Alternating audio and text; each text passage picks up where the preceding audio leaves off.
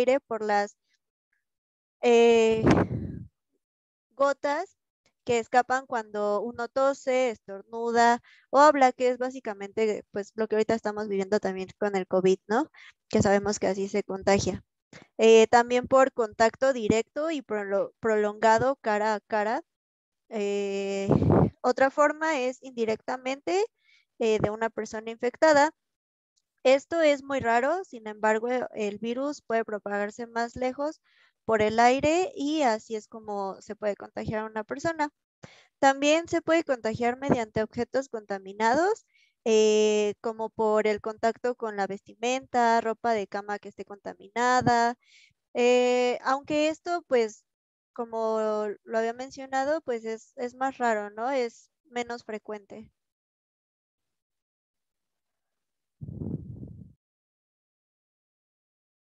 Bueno, dentro de los principales síntomas que producía la viruela era la fiebre elevada, también existía cefalea, postración, fatiga y un dolor abdominal.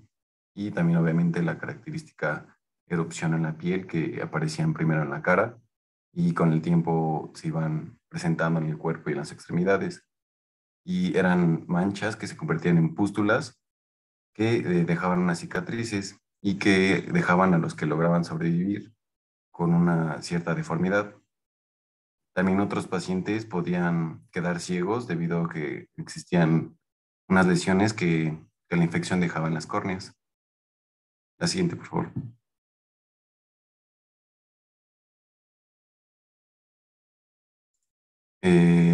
Se han reportado que había dos variedades clínicas de la viruela mayor, que podía tener una tasa de letalidad del 20 al 40% de los infectados y que los síntomas eran más agresivos y esta era la forma más común que se presentaba. Y también existía la viruela menor, donde la tasa de letalidad era menor del 1% de los infectados y los síntomas eran menos agresivos, ya que se veía una cantidad menor de estas pústulas. Y también muy poco de estos pacientes que sufrían esta enfermedad podían presentar otra forma, que era la hemorrágica, que esta ocasionaba la muerte muy rápidamente en muy pocos días. La siguiente, por favor. Bueno, hablando rápido de unos puntos de la historia de por qué, pues la viruela, por qué la estudiamos, por qué es tan importante. Bueno, pues esta a lo largo del tiempo causó el declive de varias civilizaciones, de civilizaciones enteras. Eh, bueno, como ya les habían mencionado mis compañeros, cuáles son como las características físicas de esta enfermedad, pues precisamente viene variola, del latín moteado, por las lesiones que se presentan. Esta ha matado hasta al 30% de las personas que lo han contraído. Una de las civilizaciones, pues que, vaya, cayó por esta enfermedad, fue el Imperio Azteca, cuando llegan los españoles con esta enfermedad y pues la traen a México, ¿no? Y entonces pues murió muchas personas. También eliminó gran parte de la población inca, incluyendo al emperador. En Europa, para el siglo XVIII, ya se estimaba que la viruela había acabado con 60 millones de personas y para el siglo XX con unos 300 millones de personas en todo el mundo.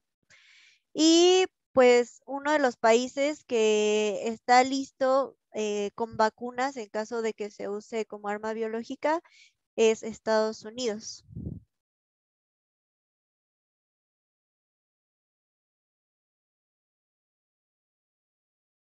Bueno, ahora abordaremos lo que es un panorama un poco amplio de lo que fue la erradicación de la viruela. Comenzamos con el origen de la misma, el cual actualmente por investigadores es desconocido, ya que se tienen registros que sugieren que se han encontrado, bueno, se ha encontrado este virus desde momias egipcias que llevan alrededor de 3.000 años desde que se encontraron, e inclusive desde textos antiguos en China, en lo que fue el siglo IV, dando a entender de las primeras descripciones de la enfermedad que aparecieron por allá en ese siglo. Dado que, bueno, no se conoce bien el origen de la enfermedad, bueno, se tienen bastantes hallazgos a lo que es a nivel mundial, desde que pueden ir desde China, Arabia, Egipto, hasta inclusive, bueno, antes se conocían los de Europa.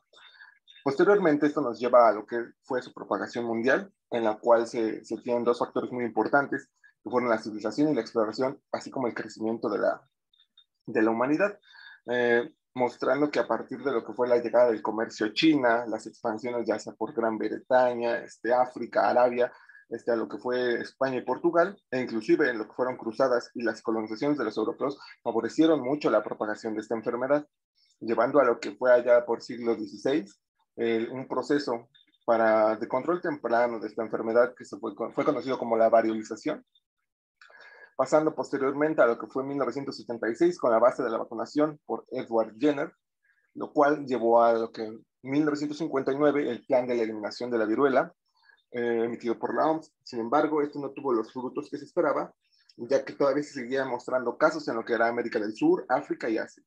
Por lo tanto, en 1967, el programa de esta erradicación de la viruela se intensificó, llegando o dando lugar a... Siguiente diapositiva, por favor. A estos últimos 3 casos de la viruela, donde se mostraba en 1975 a la persona, bueno, a la pequeña de 3 años, Reima Banu, que fue de origen en Bangladesh, bueno, su nacimiento fue en Bangladesh, y fue el último caso de la viruela mayor que se presentó en el mundo. Así como en 1977, el último caso de la viruela menor fue por Aima Ohamadi, el cual fue la última persona en contraer lo que es esta viruela causada por la variante menor. Después tenemos en 1978 el último fallecimiento por la viruela, el cual, bueno, nos llevó a lo que fue por Janet Parker y llevó en 1979 y 1980 a la certificación y proclamación de la erradicación de la enfermedad por la Asamblea Mundial de la Salud. Y bueno, a partir de ese entonces se han estado intentando mantener estas medidas, que posteriormente lo veremos con la vacunación. Al siguiente, por favor.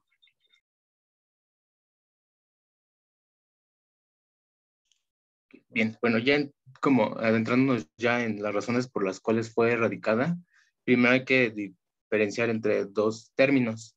Es la enfermedad eliminada, la cual es cuando una enfermedad deja de circular en una región nada más. En cambio, siguiente, por favor. Una enfermedad erradicada es cuando se elimina en todo el mundo la enfermedad. Bueno, ya. Siguiente, por favor. ¿Cómo fue posible erradicar la viruela? Pues bien, bueno. La erradicación de la viruela se logró a través de un control en donde se identificaban rápidamente los nuevos casos de viruela, aplicando un protocolo que más adelante mencionaremos, la cual es la vacunación en anillo. Para ello, bueno, siguiente, por favor. Hablando un poco sobre la vacuna contra la viruela, esta fue inventada por Edward Jenner, el cual en 1976 infectó a un niño con pústulas obtenidas de una mujer enferma, el cual observó que el niño solamente presentó un cuadro leve de inflamación local y posteriormente inoculó al niño con el virus y no presentó realmente ningún síntoma, se encontraba completamente sano. Siguiente, por favor.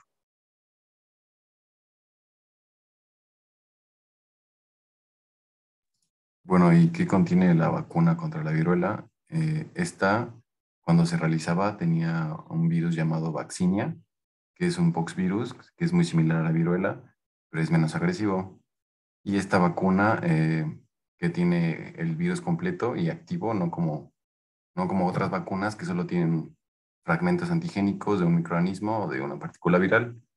Justo por eso había que cuidar muy bien el sitio donde se aplicaba la vacuna para prevenir que el virus se propague, y con esto se tenía que evitar andarse tocando donde se aplicó la vacuna. O sea, tampoco se podía tocar la cara, o también se recomendaba que se vendara al brazo donde se aplicó la vacuna. Con esta vacuna también existían efectos secundarios. La mayoría de las personas tenían reacciones normales, que eran leves, como dolor en el brazo, fiebre o dolores de cuerpo. pero había algunas otras personas que sí podían tener reacciones graves, especialmente las personas que tenían afecciones crónicas en la piel, como es la eczema o la dermatitis atópica. También los pacientes que tenían el sistema inmune debilitado, ya sea por un trasplante o porque son VIH positivos, que tenían cáncer o que fueron inmunosuprimidos. Es por eso que ellos tenían que tener ciertas precauciones. Pero aún así, cualquier persona que estaba expuesta directamente a la viruela, e independientemente de su salud o de su sistema inmune, se le ofrecía la vacuna contra la viruela porque los riesgos asociados con la enfermedad de la viruela son mucho peores que los que causa la vacuna por el virus vaccinia. La siguiente, por favor. Bueno, ya hablando sobre la vacunación en ello, esta consiste en buscar a todas las personas que entraron en contacto con un caso confirmado de viruela, en este caso. Esto para que inmediatamente fueran vacunadas. Bueno, antes eran aisladas e inmediatamente eran vacunadas. De esta forma se aislaba eficazmente la enfermedad y se prevenía el contagio. Además de este protocolo, igual, bueno, la viruela fue erradicada por otros factores. Siguiente, por favor.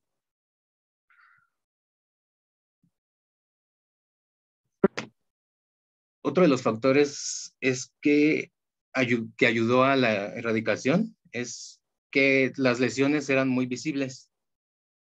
Los pacientes presentaban unas erupciones en la piel, las cuales eran fácil de reconocer y por lo tanto facilitaba el aislamiento de estos pacientes.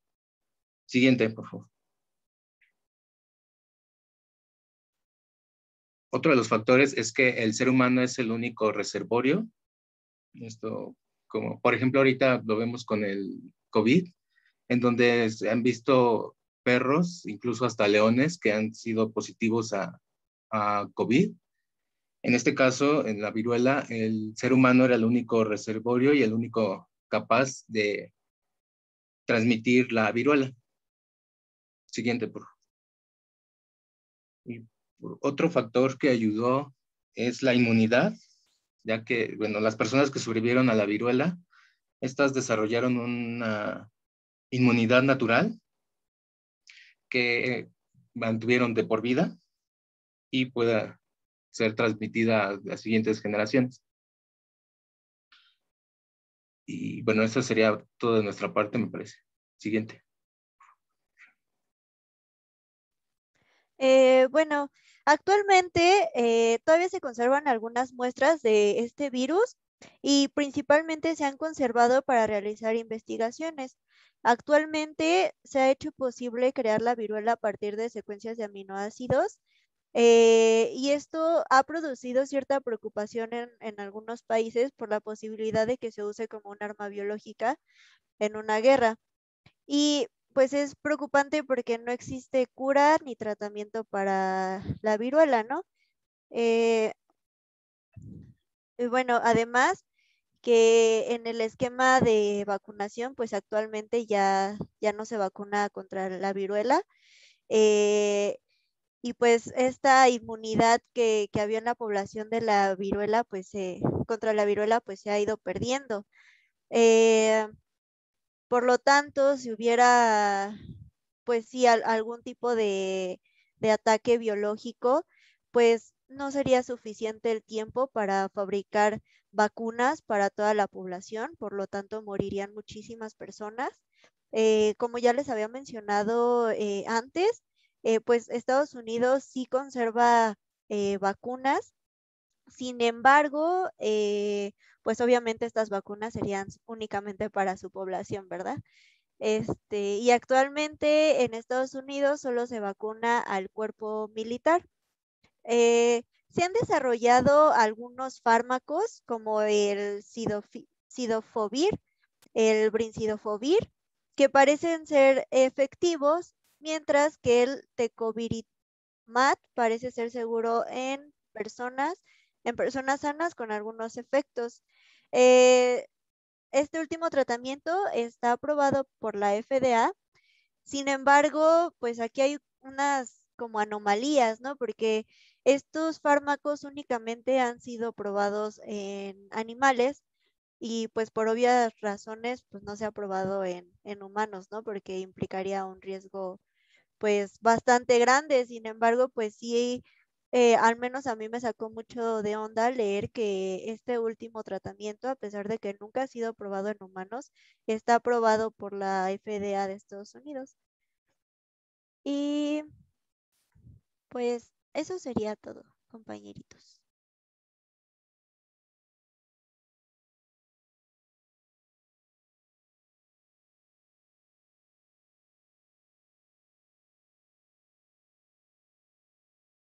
¿Dudas, comentarios? ¿No? ¿Todo clarísimo? Todo bien. Sí, traten de centrar más sus temas, pues como en el tema. Claro, ahorita nos sirvió como repaso, ¿no? Para recordar pues la enfermedad y todo eso, pero sería bueno mejor centrarnos más en el tema, ¿no? Porque pues al final quedó el tema como muy chiquito, aunque pues sí, se mencionaron las razones, ¿no? Muchas veces pensamos que solamente la vacunación fue lo que nos ayudó a erradicar la viruela y sí, ciertamente, ¿no? Si no se hubiera vacunado a la población, no hubiera sido posible erradicar esta enfermedad, pero definitivamente también ayudó mucho el que solamente tiene un reservorio, que son los humanos, que no hay otros reservorios animales. Entonces no hay posibilidades que aunque se haya controlado la enfermedad en humanos, pues saltara de nuevo de otra especie, ¿no? Por ejemplo. Entonces en ese sentido, pues teníamos esa ventaja. Otra ventaja, pues es como justo nos dijeron, ¿no? Las lesiones son muy visibles y no hay casos de asintomáticos. O sea, no hay personas que se infecten y que no muestren síntomas. Entonces es otra razón, porque pues creo que lo estamos viendo ahora con otras enfermedades, ¿no? Que definitivamente si tú te infectas y no muestras lesiones, no te sientes mal, pues tú sigues con tu vida normal, vas a trabajar y todo y estás dispersando el virus, ¿no? Eso no pasó con la viruela, entonces también es esa ventaja o eso fue una ventaja para lograr la erradicación. Uh-huh. Y pues bueno, muy interesante la parte que nos comentaron hasta el final, ¿no? Que ya hay medicamentos que están aprobados contra este virus, ¿no? Y sí, como dice su compañera, ¿no? De repente nos saca un poquito de onda.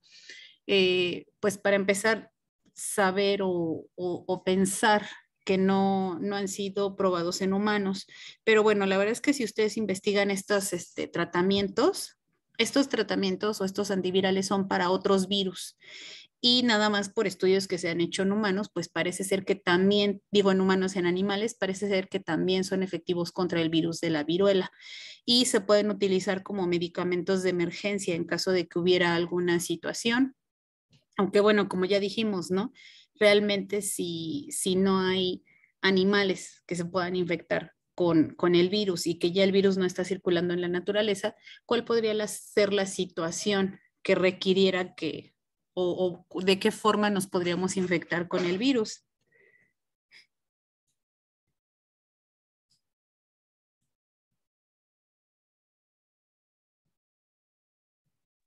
¿Por un ataque bioterrorista? Pues ya nada más por una cuestión terrorista y pues se supone que para eso también ya se erradicaron todos los viales, todas las reservas en el mundo de cualquier laboratorio, ¿no? Obviamente que si tú tienes alguna intención terrorista, pues a lo mejor no declaras que sí tienes el virus, pero bueno, considerando que pues ya tiene muchísimos años, creo yo que entre más pasa el tiempo esa probabilidad pues es menor, ¿no?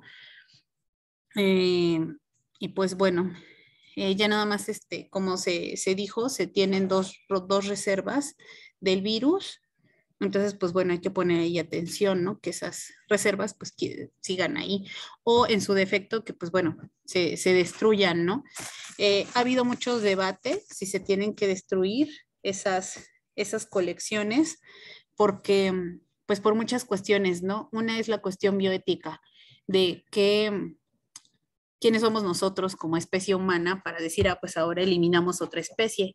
Pero yo digo que si al final pues ya la eliminamos de la naturaleza, pues en realidad ya eliminar 2 o 3 viales más. No, en realidad no, creo yo que no tiene conflicto ético, pero hay quienes dicen que sí lo tiene, ¿no? Otra cuestión pues es justamente esto que decía Chao, ¿no? Del bioterrorismo, que si por ahí hubiera un vial no registrado, digamos, y que saliera a la luz, pues entonces se tienen por lo menos estos viales en reserva para de ahí elaborar vacunas y hacer alguna cuestión, ¿no? Que como bien ya dijeron, el problema es que este virus se puede esparcir muy rápido y como ya nadie tiene la vacuna ya en el mundo ya no se coloca desde 1980. O sea, ya ninguno de ustedes tiene la vacuna contra la viruela, ni a lo mejor algunos de sus papás, ¿no? En México se erradicó el virus desde el 52, entonces imagínense, o sea, ya ni siquiera nuestros papás tienen, tienen esta vacuna, ¿no? Entonces, pues bueno, sí es una cuestión ahí bastante interesante, ¿no? Para considerar y como bien decían sus compañeros al inicio, aunque ya erradicamos la enfermedad, pues bueno, uno es las lecciones que nos puede dar para erradicar o la posibilidad de erradicar otras enfermedades y otra, pues porque todavía podemos tener ese peligro latente, ¿no? De que la infección pudiera resurgir pues por estas cuestiones terroristas, ¿no? Aunque bueno, como yo les digo, creo yo que entre más pasa el tiempo, pues las posibilidades son menos. Bueno, vamos a pasar al siguiente tema.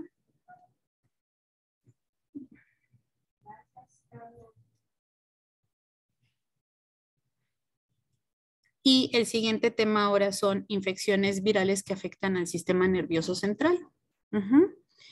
Y pues bueno, ya hablamos, por ejemplo, incluso ya comentábamos, ¿no? Que algunas enfermedades exantemáticas pueden dar algunas complicaciones en el sistema nervioso central, que por ejemplo paperas puede dar encefalitis, bueno, meningitis, ¿no? Otros virus lo pueden hacer, herpes también decíamos que pues de entrada también establece su ciclo de latencia en células nerviosas.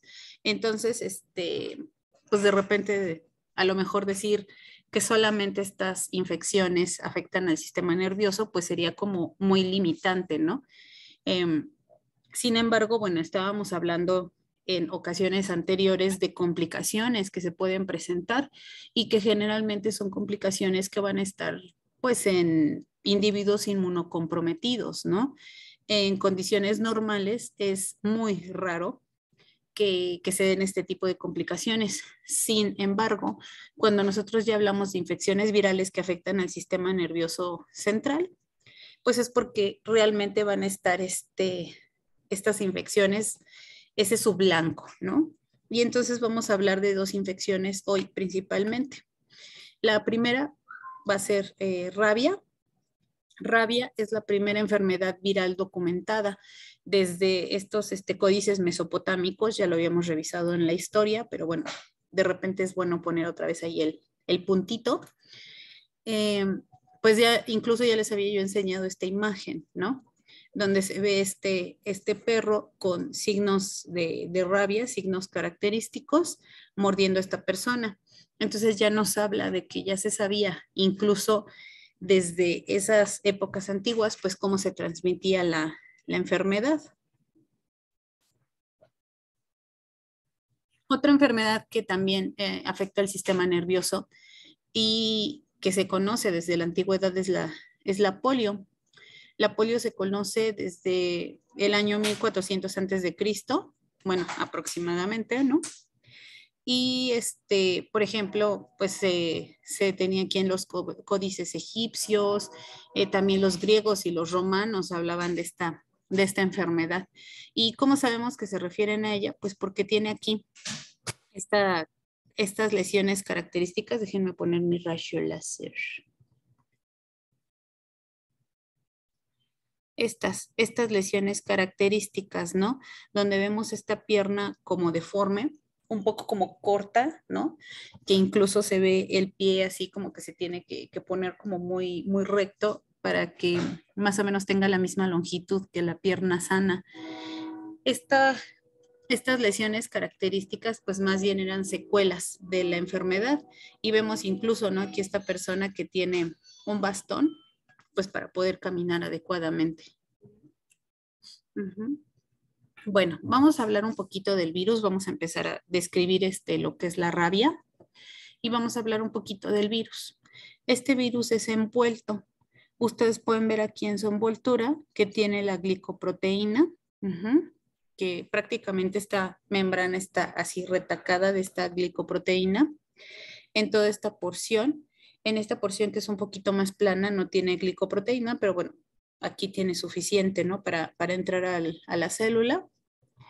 Inmediatamente abajo de la membrana tenemos aquí a la matriz, que está representada por estos cuadritos verdes. Esta matriz es la que va como que a unir, ¿no? La membrana con la cápside. Espero que el tren no lo escuchen tanto.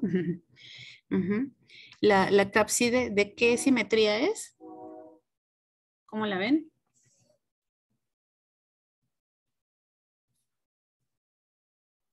Como bilateral. ¿Como bilateral? ¿Qué quiere decir bilateral? Pues la parto a la mitad. Es igual de un lado que del otro. No sé si se refiere a que para la simetría. ¿Perdón, cómo? Ahí que están aquí, sigo aquí en la escuela y están cortando un árbol. Pero, ¿sí me escucho bien? Si es que casi no te escuchaba, como está pasando el tren y tenía el volumen un poco bajo. ¿Sí lo puedes repetir, por favor? Lo siento. Sí, le comentaba que si la simetría es bilateral, porque pues de un lado es, o sea, si la partimos a la mitad, de un lado es igual que del otro. Pero eso era lo que yo te pregunté que si a eso se refería o si se refería a lo que decía en el chat. No, me refería justo a lo que comenta Emanuel, ¿no? Si era helicoidal Perfecto. o era Sí. icosaédrica. Pero Sí, sí, es que ciertamente es bilateral en el sentido que sí, si tú la observas de un lado y de otro, pues es simétrica, claro. Pero sí, efectivamente vemos que la cápside es helicoidal. Aquí no se muestra el genoma, pero el genoma está unido a la cápside o a la nucleoproteína, que es la que forma la cápside, y es un RNA de una sola cadena de polaridad negativa. Entonces, si es de polaridad negativa, ¿a quién se parece su ciclo de multiplicación?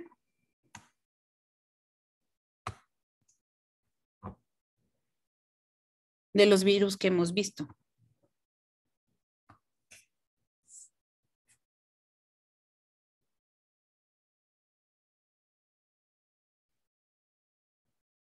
¿No se acuerdan? De paperas. Al de paperas, por ejemplo. Exactamente. A paperas, ébola, ¿no? Todos esos que son de polaridad negativa. Y aquí vamos a observar, ¿no? Todas estas, este es el genoma. El genoma codifica para la nucleoproteína, para la fosfoproteína, para la proteína de matriz, la glicoproteína, que es la proteína G, y la polimerasa, que es la proteína L, L de large, ¿no? Y entonces vemos que como buen virus de RNA de polaridad negativa, pues lo primero que va a suceder es que se traduce, ¿no? Se transcribe, perdón. Entonces el virus va a entrar aquí, entra por endocitosis, se libera el genoma y lo primero que va a suceder es que se van a producir todos los mensajeros. Y aquí, bueno, acá nos pintan como uno solo, pero realmente se va a producir un mensajero para cada proteína. Esos mensajeros ahora sí se van a traducir y ya estamos produciendo las proteínas del virus. ¿Qué nos hace falta?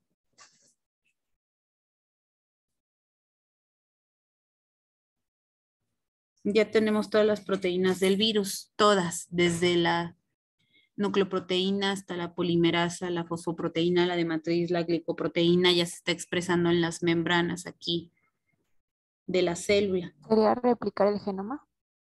Se tiene que replicar el genoma.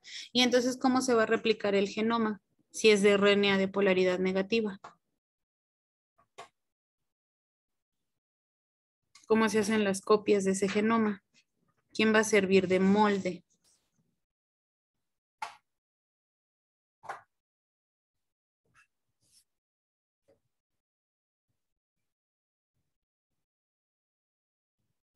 Diana, ¿quieres comentar?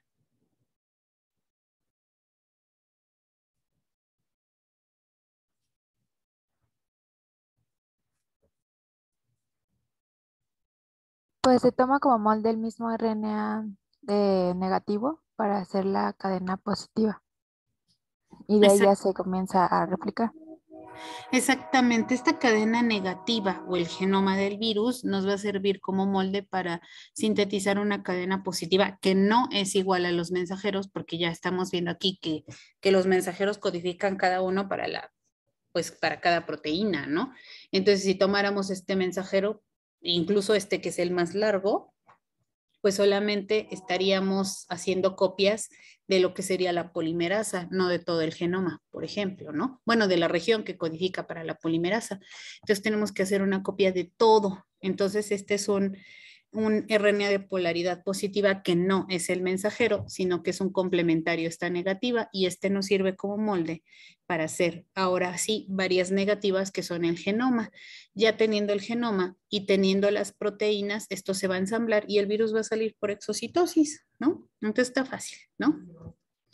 Ahora, la cosa es, ¿qué células va a atacar o qué células son el blanco para este virus? ¿Células musculares? Son células musculares, pero también las células del sistema nervioso, neuronas sensoriales. También pueden ser neuronas del sistema nervioso central. Y entonces la pregunta es, ¿cómo le hace este virus para llegar al sistema nervioso central? Y eso le toca al equipo 8.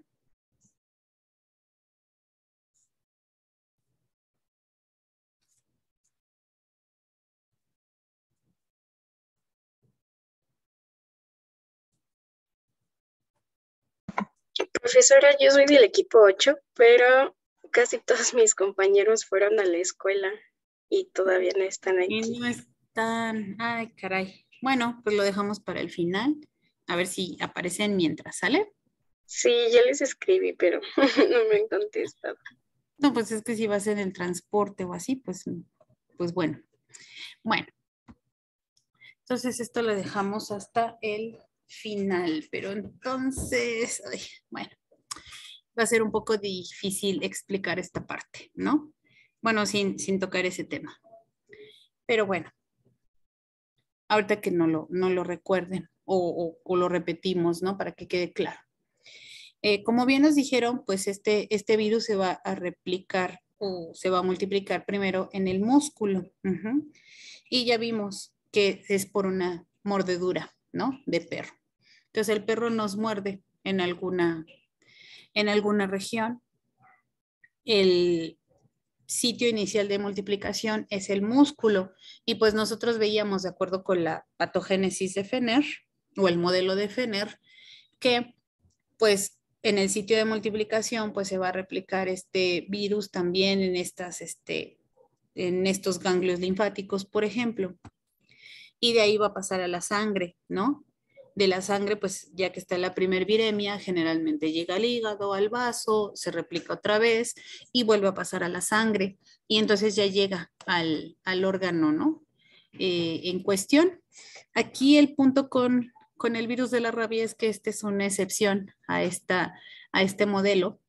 Y lo que sucede es que el músculo, al estar aquí inervado con estas células nerviosas, pues el virus va a poder pasar directamente por acá y entonces va a poder subir al sistema nervioso central.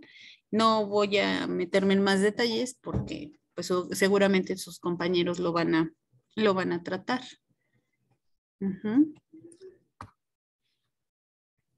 Entonces, pues es como el virus va a llegar, ¿no? A esta parte. Pues ya vimos que es una enfermedad que desde la antigüedad pues nos ha causado muchos problemas, ¿no? Es una enfermedad mortal prácticamente en todos los casos.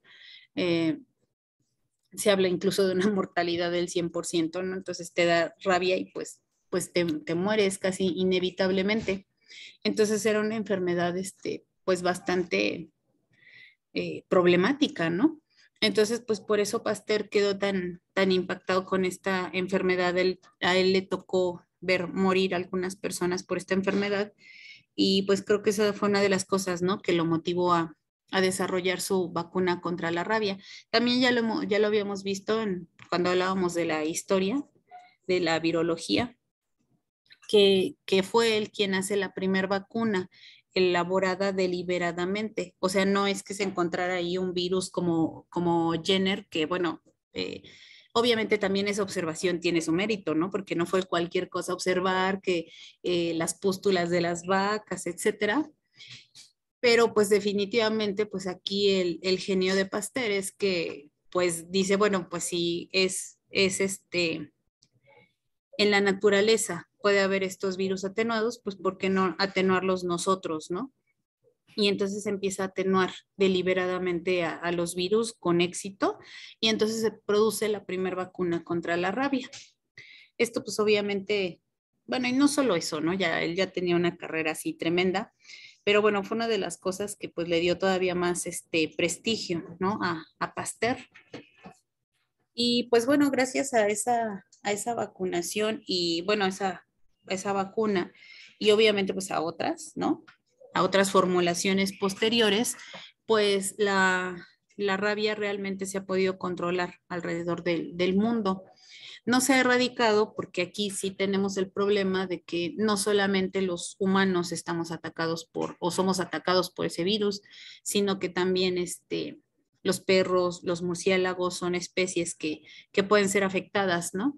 Y entonces lo que se ha hecho es erradicar o, bueno, controlar en buena medida lo que es la rabia en humanos. Prácticamente ya no hay casos, hay casos muy esporádicos por ahí en humanos. En los animales también es donde se ha tenido un buen control en los perros, ¿no? Gracias a campañas de vacunación constantes. Pero a pesar de eso, pues vean, ¿no? Todavía la rabia está distribuida prácticamente en todo el mundo. Vean aquí todos estos países que están marcados con naranjita. Estos son datos del 2007, o sea, no son tan recientes, pero bueno, todavía vemos que hay rabia en todo el mundo, ¿no? Especialmente, por ejemplo, en países como la India, la incidencia todavía es muy elevada y el problema, pues, es que obviamente mientras que tengas rabia canina, pues puedes llegar a tener casos de rabia en humanos.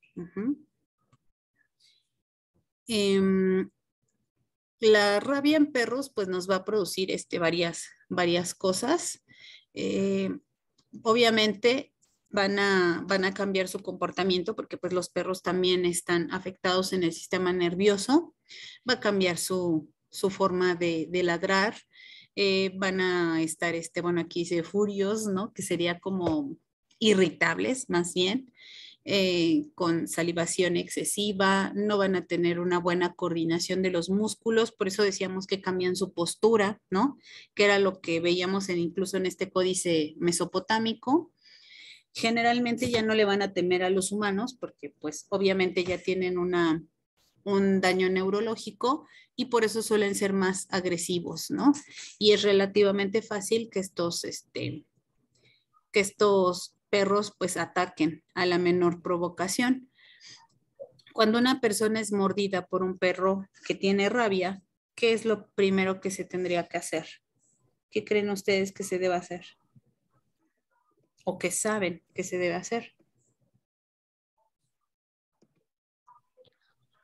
Sería desinfectar la herida y posteriormente pues ir al doctor a que se aplique la vacuna, ¿no? Efectivamente. Aquí lo primero que vamos a hacer pues es lavar bien la herida, desinfectarla y asistir al servicio médico pues para que se aplique la vacuna. Entonces aquí además pues la cuestión es que la vacuna, a diferencia de otras vacunas que hemos observado, pues más bien tendría un efecto más terapéutico, ¿no? Es una vacuna post-exposición, no pre-exposición. Además, también te pueden poner directamente en el sitio de la lesión, te pueden poner inmunoglobulinas o anticuerpos. ¿Cuál sería el objetivo de poner inmunoglobulinas en el sitio de la mordedura? ¿Neutralizar al virus? Neutralizar al virus y que el virus pues ya no se multiplique ni siquiera en ese sitio, ¿no? O se multiplique en forma muy escasa y como ya estás poniendo la vacuna para que se empiecen a producir anticuerpos, pues los virus que vayan saliendo ya tienes los anticuerpos listos para que se neutralicen y la infección ya no avance. Pero bueno, si de cualquier forma, pues el virus comenzara a avanzar, digamos, pues vamos a observar algunas sintomatologías, ¿no? Ardor en la parte de la lesión, como, ¿cómo se dice? Como no tembladera, sino se me fue la palabra, ¿no? Cuando está, pues sí, que tengan temblor en las extremidades, por ejemplo, una postura normal, puede haber fiebre, puede haber confusión, puede haber dificultad al hablar, puede haber debilidad.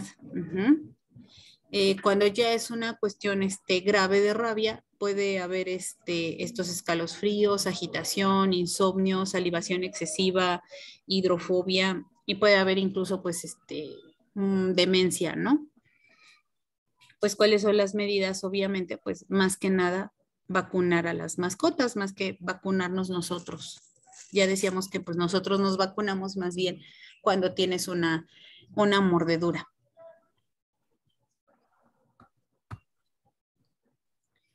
Y pues bueno, tenemos en realidad 3 tipos de vacunas. Pueden ser vacunas que se producen en tejido nervioso de animales, vacunas que se producen en células Vero, vacunas que se producen en embriones, no de pollo como los que nosotros vimos en la parte de laboratorio, sino en embrión de pato, ¿no? Pero pues son los 3 modelos. ¿De qué dependerá que se utilice tejido nervioso o células Vero o embrión de pato? ¿De qué creen ustedes que dependa?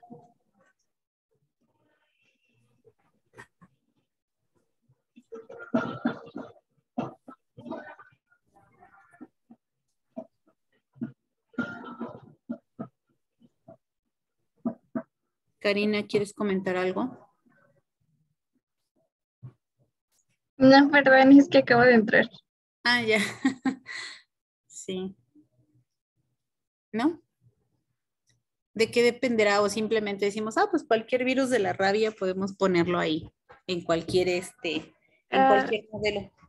No Al sé fin, si los 3 sirven. dependa para quién va a ser la vacuna, por ejemplo, si es para humanos o para animales. Sí, claro, eso depende mucho, ¿no? Porque generalmente, pues, una de las desventajas que podríamos tener, por ejemplo, al utilizar tejido nervioso, es que después se generan anticuerpos, ¿no? Contra esos tejidos y como, bueno, a veces pueden ser parecidos a los tejidos humanos, puede incluso llegar a presentar alguna cuestión de autoinmunidad. Entonces, eso podría ser una cuestión, claro. Obviamente es en el menor de los casos, pero sí pudiera llegar a suceder. En embriones de pato, pues bueno, también está la cuestión de personas alérgicas, ¿no? Que pudieran no ser susceptibles a estas cosas, que pudieran más bien ser susceptibles a estas cosas, ¿no? Perdón. En todo caso, pues en humanos se prefiere células Vero. Entonces, eso es una cuestión. Pero otra cuestión, pues también depende de la cepa. Hay cepas que van a crecer mejor en un cierto modelo, ¿no? Y entonces, tenemos un montón de cepas, ¿no? Que pueden ser usadas para estas de las vacunas. Por ejemplo, la cepa... Ay, no puedo mover aquí, no veo. Pero bueno, por ejemplo, esta vacuna que se produce en cerebro de ratón lactante, le ponen 3 cepas de virus, ¿no? Las cepas que mejor crecen, por ejemplo, en células Vero, pues son la cepa Wistar, la cepa Pittman-Moore. La Pittman-Moore también puede crecer, por ejemplo, en embrión de pato, ¿no? Entonces aquí sí depende mucho de para qué las vayas a utilizar. Entonces, pues la composición de las vacunas puede variar dependiendo, pues, cuál va a ser la especie a la que vas a vacunar y, pues, bueno, también la cepa, ¿no? Que vas a utilizar. Por ejemplo, para humanos se puede utilizar esta vacuna que es Indirab, que son virus inactivados, purificados y e inactivados con betapropiolactona y se producen generalmente en células Vero. En el caso, como les decía, de los humanos, pues lo que se va a hacer es colocarse al momento de la lesión una dosis de inmunoglobulina y 4 dosis de la vacuna. Una primera dosis se va a poner el día de la exposición, la segunda a los 3 días, la tercera a los 7 días y la cuarta a los 14 días. La idea es que pues se vaya produciendo esta inmunidad que va a evitar que el virus pues realmente llegue al sistema nervioso central.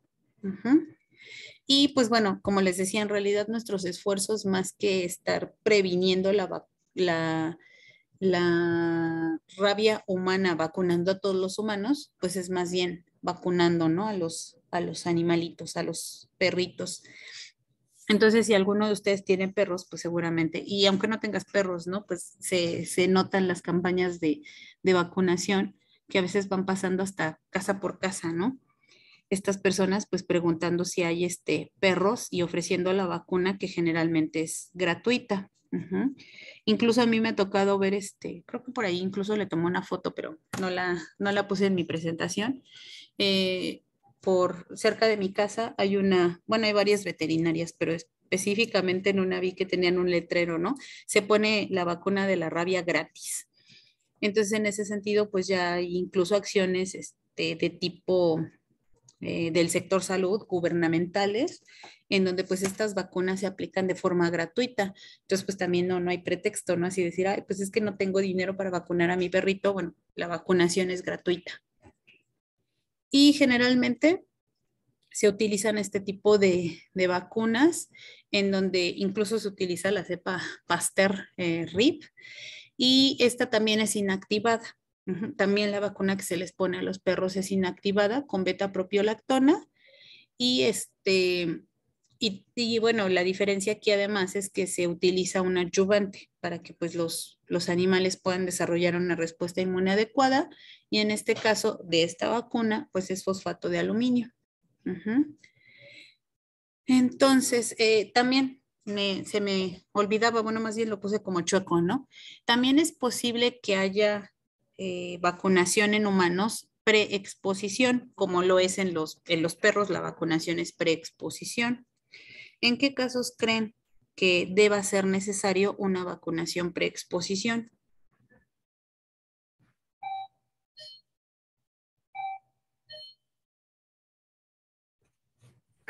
Por ejemplo, en casos de personas que trabajen en centros, por ejemplo, de carreras y demás,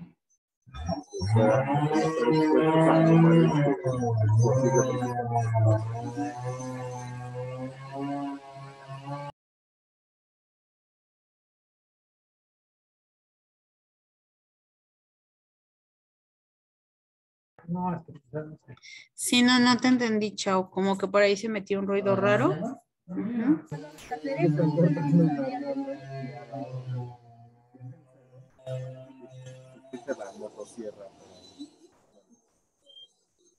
Si no lo escribo, alguien más que...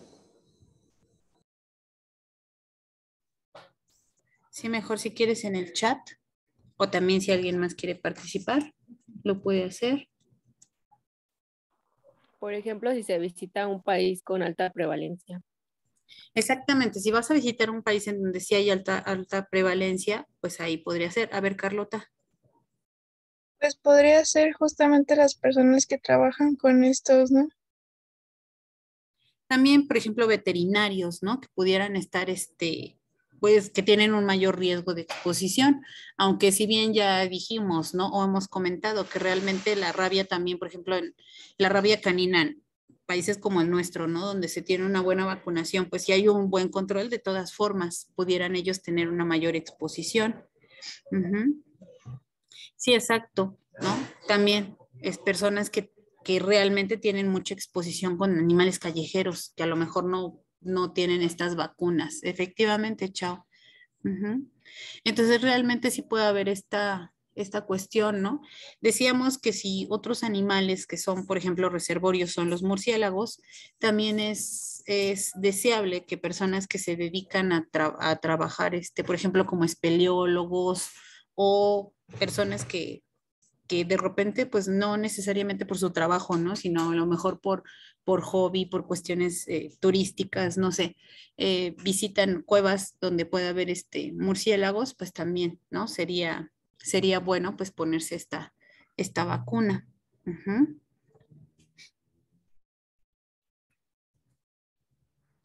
Bueno, entonces hasta aquí alguna duda sobre rabia.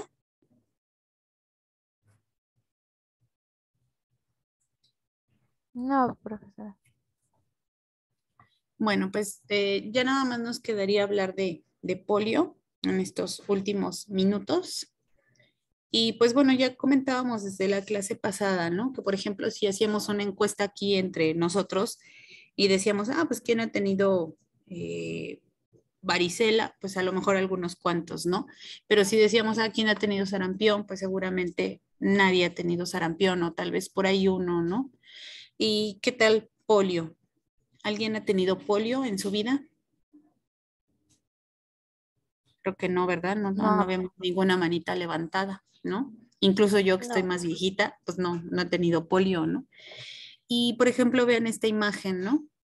Estas eran imágenes o estas eran fotografías, pues características de por ahí los años 20, 30, los 50, ¿no? En Estados Unidos, donde pues de repente había brotes así de polio y quedaban un montón de niños con secuelas, ¿no?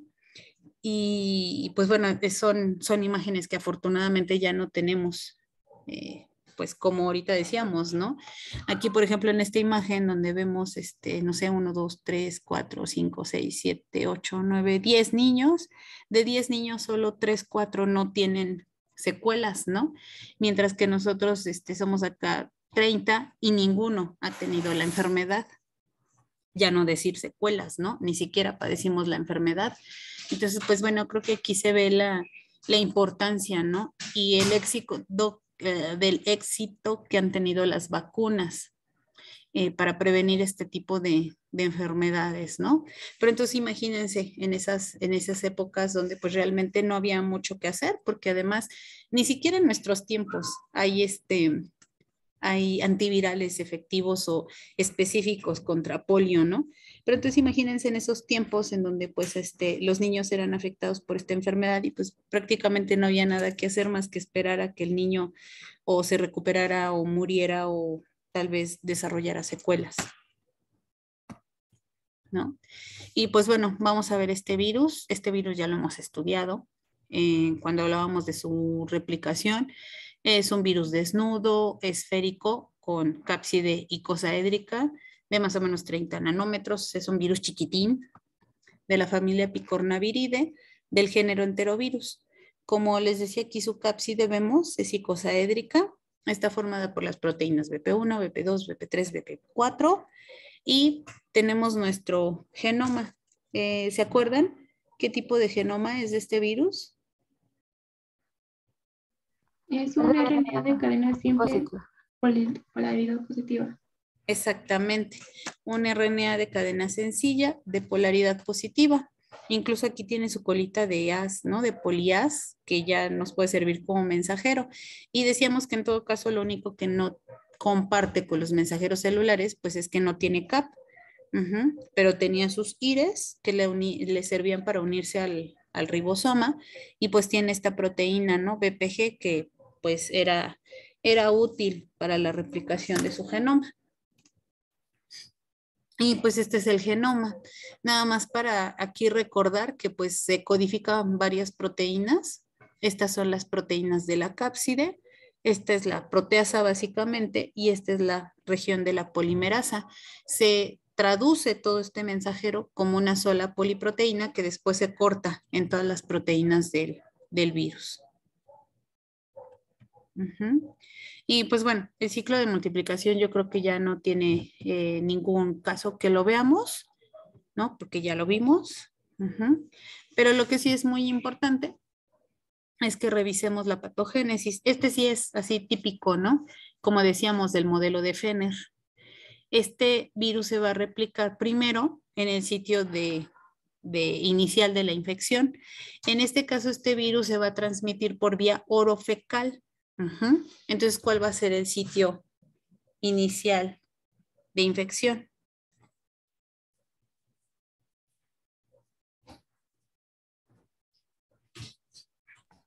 ¿El intestino? El intestino, exactamente. Entonces, la multiplicación va a ser en el intestino delgado. De ahí pues se van a infectar estos nódulos linfáticos, linfoides del mesenterio, y de aquí va a pasar a la sangre, produciendo la viremia primaria. De aquí va a pasar generalmente pues lo que es hígado, vaso, y de nuevo regresa a la sangre, y entonces sí, va a llegar al sistema nervioso. Generalmente, pues pues sí puede afectar al cerebro, pero generalmente pues es la médula espinal y los nervios periféricos los que van a ser más afectados por este virus. Y de aquí también llega al intestino. También el intestino sigue siendo un blanco de la infección, y entonces pues el virus se va a excretar en heces. Entonces, ¿cuáles serán los síntomas si afecta al final al sistema nervioso central y si afecta al intestino?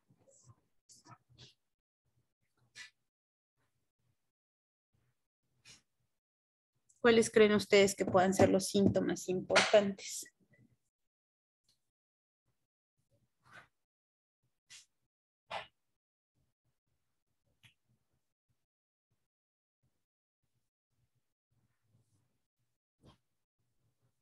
A lo mejor algún dolor muscular o bueno, en alguna extremidad.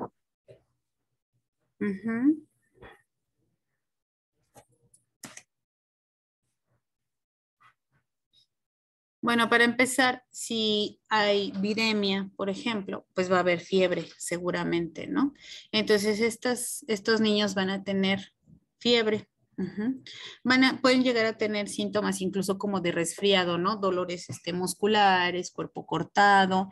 De hecho, se dice, ¿no? Que puede ser un resfriado de verano. Pero si también afecta al intestino, también puede haber diarrea.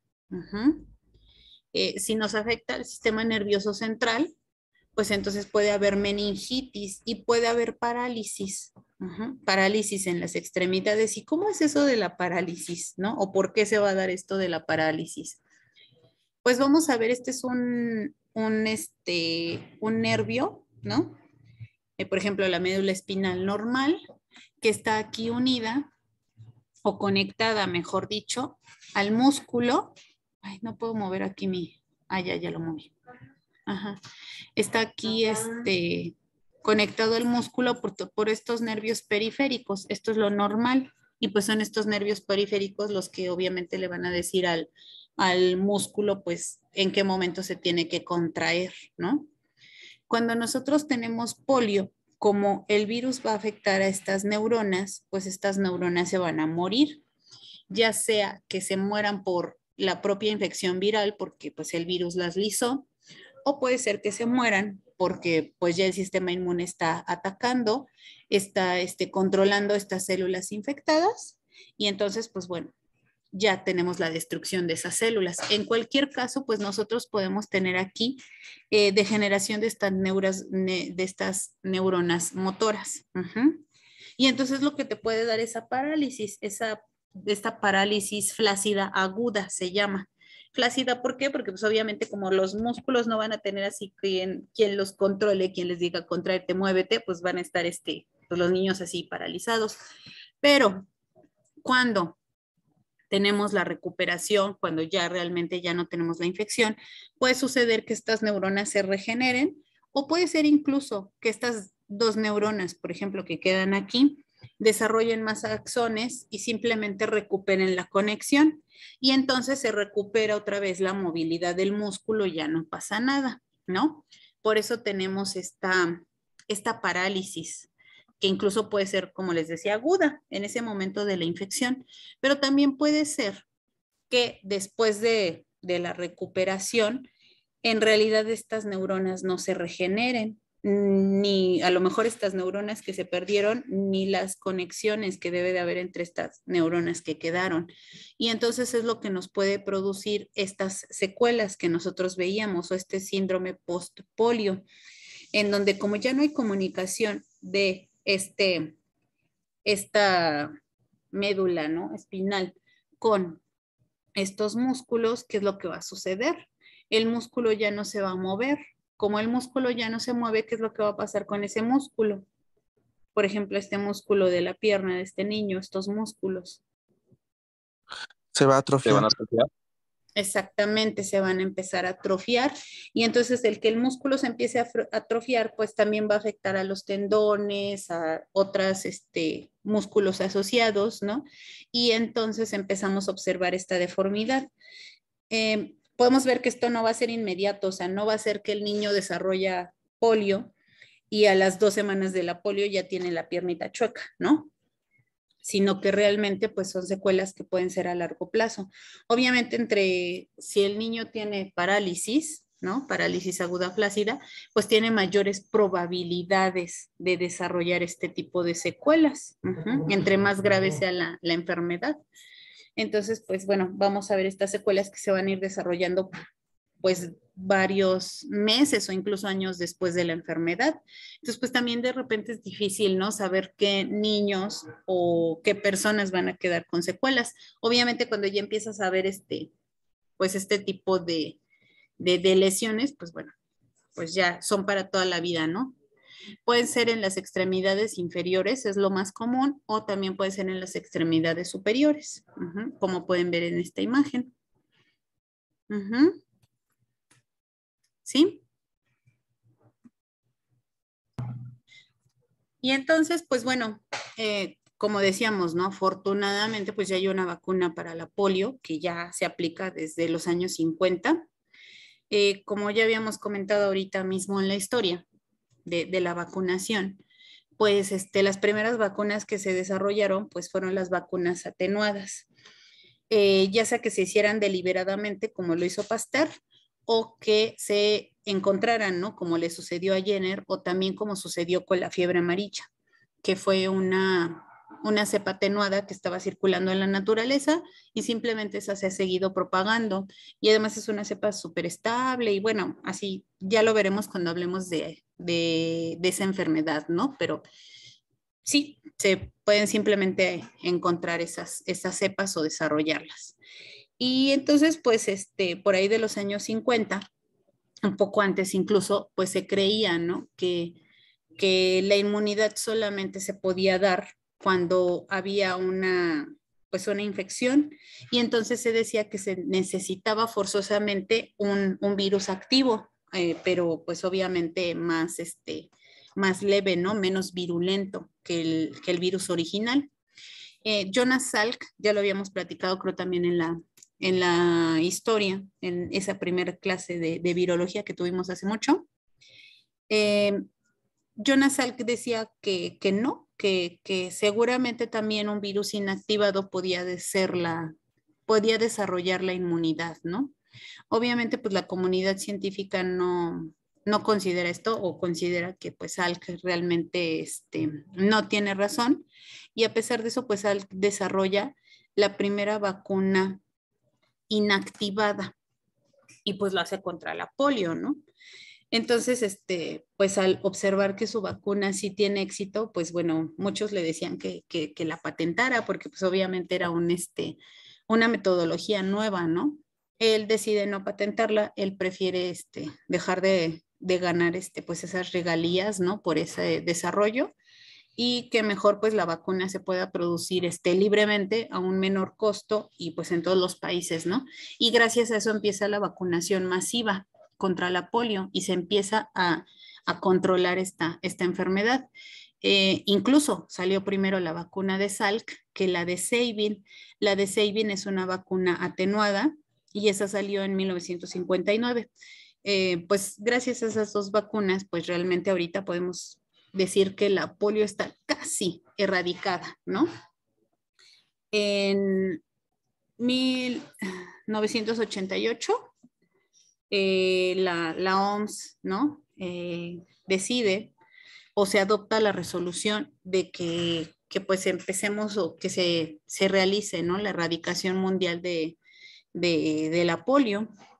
Y pues bueno, se está buscando, ¿no? Hacer esto pues en asociación con otras, con otros organismos, ¿no? Por ejemplo, la Asociación Rotaria Internacional o el Fondo de las Naciones Unidas, la UNICEF, y otras asociaciones, ¿no?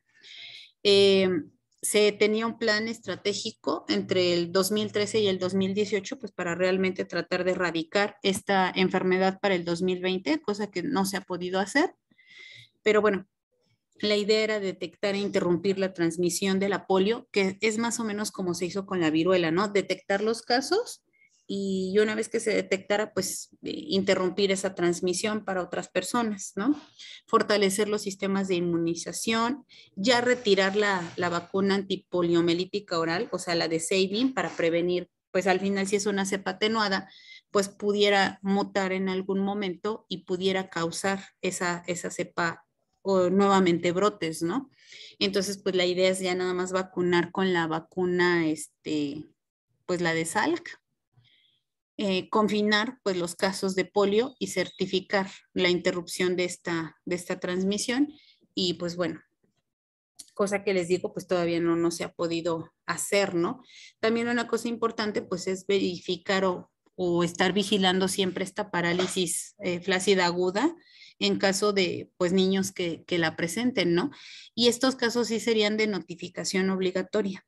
Si en el sector o en el servicio de salud pues se encuentran estos casos, pues se tienen que notificar, se tienen que analizar las muestras de las heces, secuenciar el virus, aislarlo y todo para determinar cuáles cepas, ¿no? Son las que están produciendo pues este problema, ¿no? También se considera hacer la vigilancia del virus en aguas residuales. Si al final es un virus que se transmite por las heces, pues si el virus está circulando, pues podría detectarse en aguas residuales, ¿no? O en algunos medios ambiente, en el medio ambiente. Entonces, pues habría que estar revisando eso, ¿no? Y pues bueno, tenemos una red mundial de laboratorios antipoliomelíticos que pues están trabajando justo para tratar de erradicar esta enfermedad. Y pues bueno, ya más estamos así, ¿no? A un pasito de terminar con la polio. No sé si tengan dudas, preguntas de polio.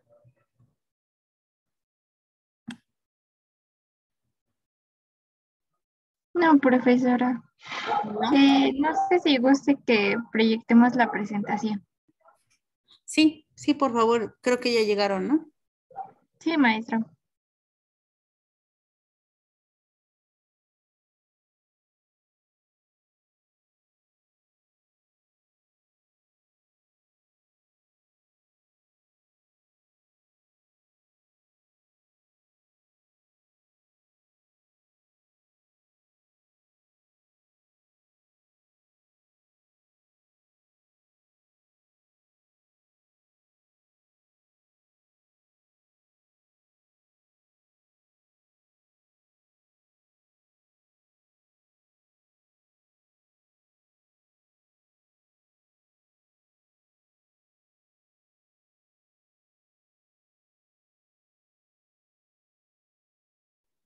Bueno, vamos a comenzar. Nosotros somos el equipo 8 y vamos a hablarles sobre el virus de la rabia y cómo llega al sistema nervioso central.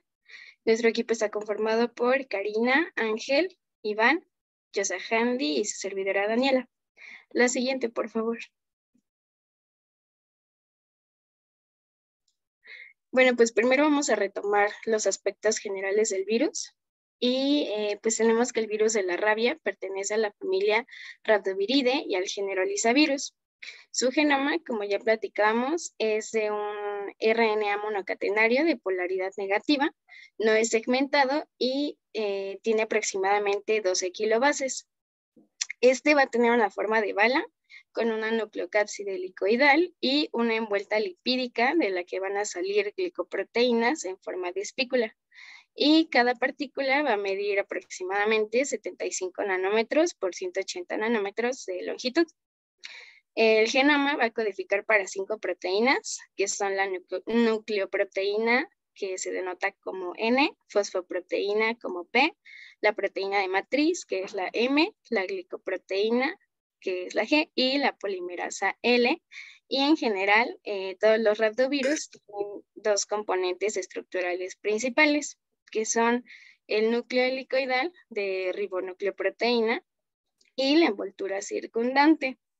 Y bueno, también podemos ver que en la ribonucleoproteína el RNA está encerrado por la nucleoproteína y también otras proteínas asociadas a la ribonucleoproteína van a ser la fosfoproteína y la proteína L, o ya decíamos que también es la polimerasa. Y bueno, adicional, como otros datos importantes, se sabe que el virus no tolera pHs por debajo de 3 ni arriba de 11 y es inactivado por la luz ultravioleta, la luz solar, la desecación, la exposición a formaldehído, tripsina y a los detergentes. La siguiente, por favor.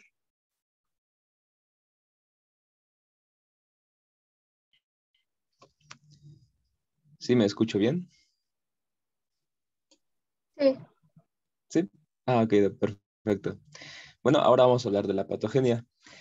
El hecho esencial de la infección en humanos y en animales también, recordando que esta infección no solo se da en humanos, sino también en animales, es la inoculación del virus, partículas virales, a través de la epidermis como resultado de alguna mordedura animal. Recordando que animales portadores de la rabia pueden ser desde animales domésticos, como el perro o el gato, así también como animales silvestres, como pueden ser los murciélagos, zorros, entre otros cánidos, ¿no? Que son salvajes. El virus de la rabia se inocula a través de la mordedura de un animal, en la cual se transmite mediante la saliva. Este virus está almacenado en las glándulas salivales de los mamíferos y como resultado de la mordedura entra a la piel. El virus de la rabia primero se replica en las células musculares esqueléticas, es decir, el músculo esquelético, seguido de que se localiza en un receptor de tipo colinérgico, que son proteínas integrales de membrana que responden a la unión de neurotransmisores de acetilcolina, que se encuentran principalmente en las terminaciones neuromusculares. Después de la fijación a este receptor colinérgico, el virus se introduce al citoplasma por un proceso celular que se denomina viropexis o mecanismo fagocítico, como se puede ver en el esquema que está representado en la diapositiva. Una vez dentro del citoplasma de la célula, en el sitio de inoculación de la neurona, localiza la polimerasa de RNA, como nos mencionó mi compañera Dani, de la estructura viral, con lo cual inicia la síntesis de formas replicativas de RNA y se forma la progenie de viriones maduros. El siguiente paso es el transporte del virión a través del flujo axónico, es decir, de estas células, de la conexión entre neuronas, al sistema nervioso central, a una velocidad, se menciona o se ha estudiado una velocidad que se transfiere del flujo axónico a una velocidad de 3 milímetros por hora. El lapso desde la inoculación, es decir, desde la mordedura del animal o cualquier vía de transmisión, hasta las manifestaciones clínicas se le denomina periodo de incubación. Y se reporta dependiendo del sitio de inoculación, es decir, por ejemplo, si un animal nos mordió en el pie y lo que tarda a llegar al sistema nervioso central, es decir, en cerebro, va a tardar un poco más que, por ejemplo, si un animal nos muerde en la mano, debido a que la distancia entre las acciones que conectan el sistema nervioso periférico al sistema nervioso central es menor a la distancia. Por ello, se reporta que el periodo de incubación puede tardar desde 6 días hasta 14 meses, es decir, un poco más de un año. Y bueno, esto también depende del inóculo del virus por el cual fue ingresado al sistema nervioso central. Ya una vez localizado en el sistema nervioso central, inicia la replicación viral con células, en células selectivas, que son las células de Purkinje, y posteriormente puede viajar a través de los nervios autónomos por todo el sistema, por todo el organismo. Puede viajar al riñón, puede viajar a hígado, a estómago, a diferentes órganos, y estos van perdiendo cada vez más funcionalidad, afectando la capacidad de habilidad motriz, pérdida de reflejos también, porque está en cerebro, vaya, funciones viscerales, funciones del hígado, funciones también, puede afectar funciones cardíacas, y también la principal afectación en la capacidad muscular. Siguiente, por favor.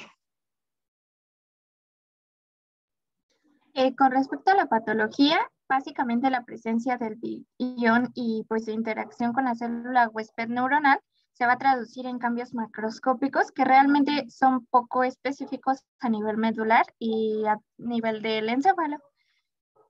Básicamente la diferencia con otros tipos de encefalitis de etiología viral va a radicar principalmente en la distribución topográfica.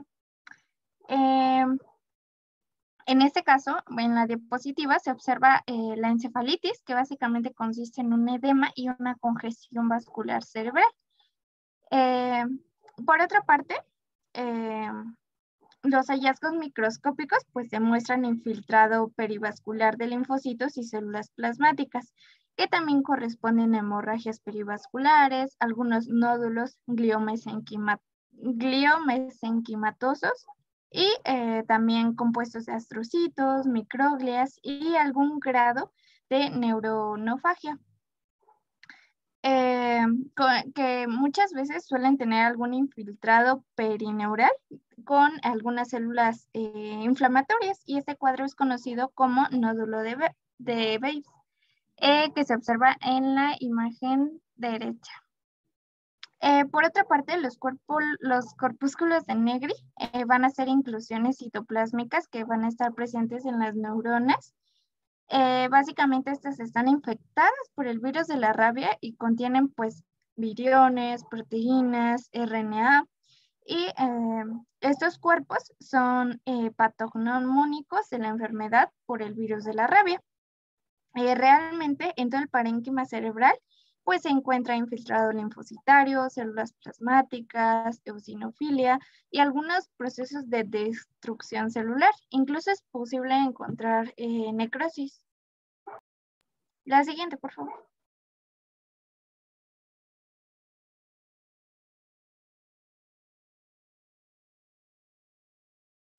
Bueno, con respecto al periodo de incubación, va a depender de la cantidad de inóculo y de la distancia del sitio de inoculación. Como mencionó mi compañero, pues no es lo mismo que un perro te muerda en el pie a que te muerda en la mano, que está más cerca del sistema nervioso central. Básicamente dura entre 20 a 90 días y pues eso sería del periodo de incubación. Bueno, con respecto al periodo prodrómico, este es básicamente, pues ocurre aproximadamente de 2 a los 10 días, que es posterior a la exposición. Y realmente aquí la cosa es, bueno, de entrada se presenta obviamente como tal un dolor, o se llama parestesias, en el sitio de la inoculación, pero también hay otros síntomas, como hipertemia, como náuseas, vómito, agitación, irritabilidad, entre muchos otros. Y bueno, es importante que recalcar que esos últimos síntomas ya nos están indicando que se está empezando a haber un involucramiento neurológico. Y bueno, también vamos a tener un periodo neurológico. Entre los signos que incluye van a estar la hiperactividad, alucinaciones, convulsiones y parálisis. La hiperactividad puede ser intermitente, se presenta de 1 a 5 minutos y esta puede ser espontánea o puede derivarse de estímulos visuales, auditivos o táctiles. Por ejemplo, del 30 al 50% de los casos, en el intento de beber agua, en este periodo de hiperactividad, va a ser seguido por espasmos de laringe y faringe, y estos síntomas se precipitan por ver agua, a lo que se llama hidrofobia de Celso, o por soplar aire en la cara de la persona, a lo que se llama aerofobia. También va a haber una respiración con patrón irregular. Y bueno, también se puede presentar afecciones en los pares craneales que van a estar muy inflamados, y puede que el paciente muera por afección respiratoria, lo que se llama lesión pontina o neumonitis rábica. También puede haber afección cardíaca. Y bueno, aquí la parálisis es el hallazgo neurológico prominente.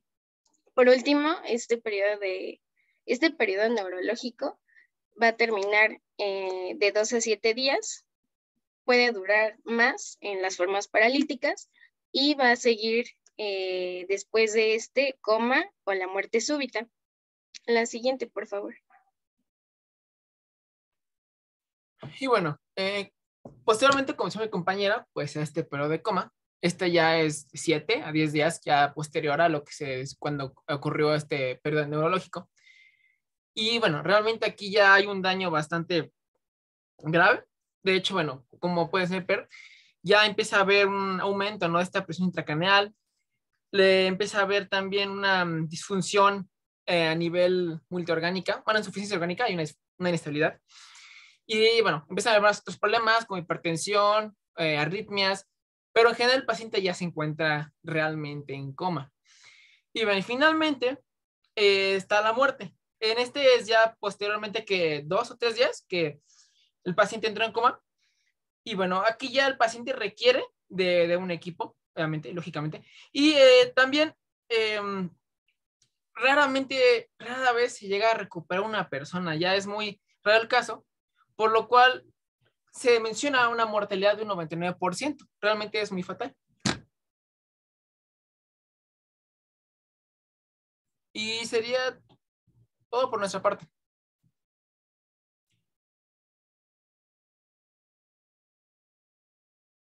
Muy bien, dudas, preguntas, comentarios. Me gusta esa parte que ponen ahí, ¿no? Que la rabia es 99.9 mortal, pues por no decir que ya el 100%, ¿no? Y 100% prevenible, ¿no? Entonces creo yo que eso es lo más importante, que pues centrarse en la prevención. Ujú. Sí, profesora. ¿Sí? Entonces, ¿no? ¿No hay dudas, comentarios?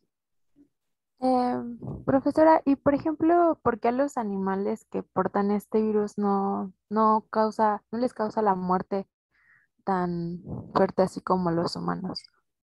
Bueno, a los perros sí.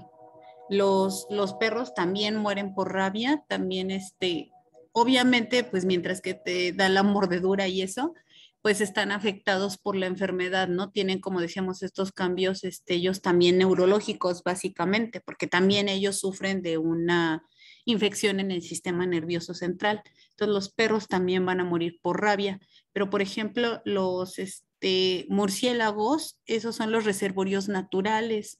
Entonces, pues yo creo que tiene mucho que ver con la adaptación que tienen tanto los animales, ¿no?, en su sistema inmune contra ciertos virus y los virus con estos animales. Es, por ejemplo, como nosotros con el virus herpes, pues ya es un virus para el que nosotros somos su reservorio natural y que sí nos produce una enfermedad leve, pero no necesariamente nos produce la muerte, ¿no? Salvo algunos casos muy extraños o raros o personas que realmente tienen un inmunocompromiso mayor. Seguramente los murciélagos pues tendrán alguna afectación por este virus, pero deberá ser una afectación menor. Seguramente algunos individuos, algunos murciélagos mueran por este virus, por esta infección, pero más bien la minoría, ¿no? Muchas veces pasa cuando más bien somos un huésped incidental, creo yo, para este virus, ¿no? Un huésped que realmente no es un huésped tan natural, pero pues el virus al llegar a nuestro organismo, pues sí, nuestro organismo, el sistema inmune no está tan preparado, ¿no?, para luchar contra este virus. Entonces yo creo que más bien es eso. Ok, profesora. ¿Algún otro comentario? ¿No?